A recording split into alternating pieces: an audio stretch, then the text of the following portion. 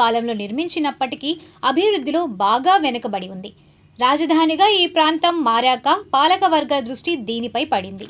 అయితే దీనికి తగినట్లుగా అన్ని ఎక్స్ప్రెస్ రైళ్లు ఆగితేనే సార్థకత ఉంటుంది. లేకుంటే ఈ కోట్ల రూపాయల ఖర్చు వృధా అయినట్లే కాగలదు. ప్రస్తుతం ఆగుతున్న కొన్ని ఎక్స్ప్రెస్లు ఈ స్టేషన్లో నిలబడే సమయం చాలా తక్కువగా ఉంటుంది.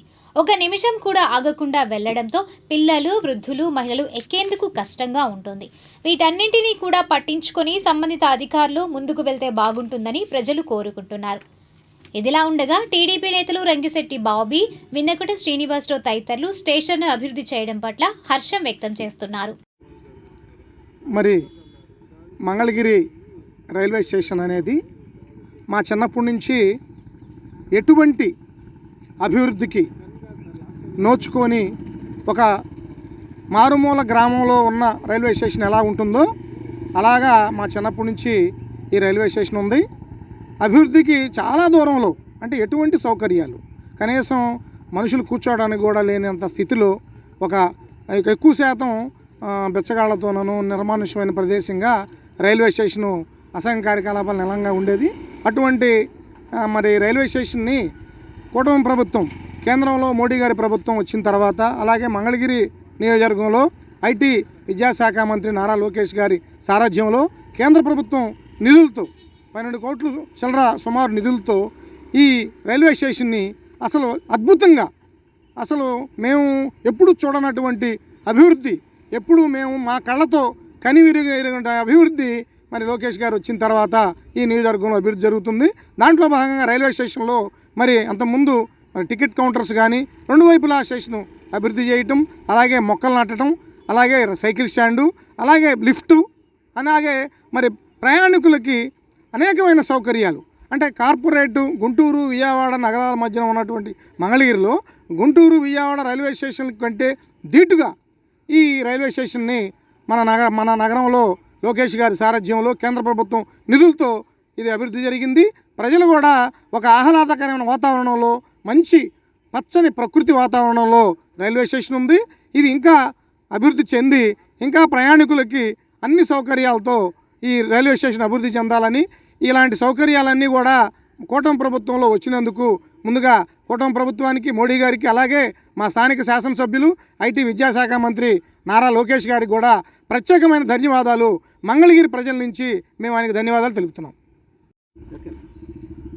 ఈరోజు మంగళగిరిలో రాజధాని ఏర్పడిన తర్వాత మంగళగిరి మణిహారంగా మంగళగిరి రైల్వే స్టేషన్ సుమారుగా 12 కోట్ల రూపాయలతో కేంద్ర నిధులతో అభివృద్ధి చేయడం జరిగింది. మరి ఈ అభివృద్ధానికి మంగళగిరి శాసనసభ్యులు నారా లోకేష్ గారు కానివ్వండి, అలాగే ఎంపీ గారు, కేంద్ర మంత్రివర్యులు పెమ్మసాని చంద్రశేఖర్ గారు కానివ్వండి, చాలా అద్భుతంగా కూడా మా గవర్నమెంట్ వచ్చిన రాగానే ఇమీడియట్గా ఈ రైల్వే స్టేషన్ని నిధులు తీసుకొచ్చి అభివృద్ధి కార్యక్రమంలో బాగా చురుగ్గా ముందుకు తీసుకెళ్లారు. మంగళగిరి అలాగే చూసుకుంటే కనుక ఇటు విజయవాడ కానీ అటు గుంటూరులో కానీ దానికి ధీటుగా మంగళగిరి రైల్వే స్టేషన్ని అభివృద్ధి చేయడం జరిగింది. ఇక్కడ 4 ప్లాట్ఫామ్లు, అలాగే వికలాంగులకి లిఫ్టు, అలాగే తూర్పు వైపు ఒక కౌంటరు, పడమర వైపు ఒక కౌంటరు ఏర్పాటు చేయడం జరిగింది. మరి పడమర వైపు కౌంటర్ అంటే ఇప్పుడు రాజధాని నుంచి సీడ్ యాక్సెస్ రోడ్డు కూడా డైరెక్ట్గా వచ్చి రైల్వే స్టేషన్కి తాకే విధంగా వాళ్ళు ప్లాన్ చేయడం కూడా జరిగింది. ఈ సీడ్ యాక్సెస్ రోడ్లు కనుక అయినాయి అంటే రాజధాని నుంచి నేరుగా కూడా మంగళగిరి రైల్వే స్టేషన్కి రావటం, అలాగే కొన్ని ప్రత్యేకమైన రైళ్లు కూడా అందుబాటులోకి తీసుకొస్తారని చెప్పి పెమ్మసాని చంద్రశేఖర్ గారు కూడా తెలియజేయడం జరిగింది. మరి ఇంత అభివృద్ధి చేసినటువంటి నారా లోకేష్ గారికి, పెమ్మసాని చంద్రశేఖర్ గారికి, అలాగే ప్రధాని నరేంద్ర మోడీ గారికి, మన ముఖ్యమంత్రులు శ్రీ నారా చంద్రబాబు నాయుడు, విజన్ గల నాయకుడు నారా చంద్రబాబు నాయుడుకి ప్రత్యేక ధన్యవాదాలు తెలియజేస్తాం. మంగళగిరిలో రైల్వే స్టేషను మరి 12 కోట్ల పైచీలకు ఇక్కడ డెవలప్మెంట్కి మరి డబుల్ ఇంజిన్ సర్కారు, మరి కేంద్రంలో బీజేపీ ఉండగానే మరి రాష్ట్రంలో తెలుగుదేశం పార్టీ ఉండి ఈ డబుల్ ఇంజిన్ సర్కారు మరి 12 కోట్లు వెచ్చించి ఇక్కడ ఒక ఆహ్లాదకరమైన వాతావరణం చూస్తుంటే మరి స్టేషన్లో గార్డెన్ కాదండి, ఇక్కడ వాతావరణం చాలా ఆహ్లాదకరంగా ఉంది.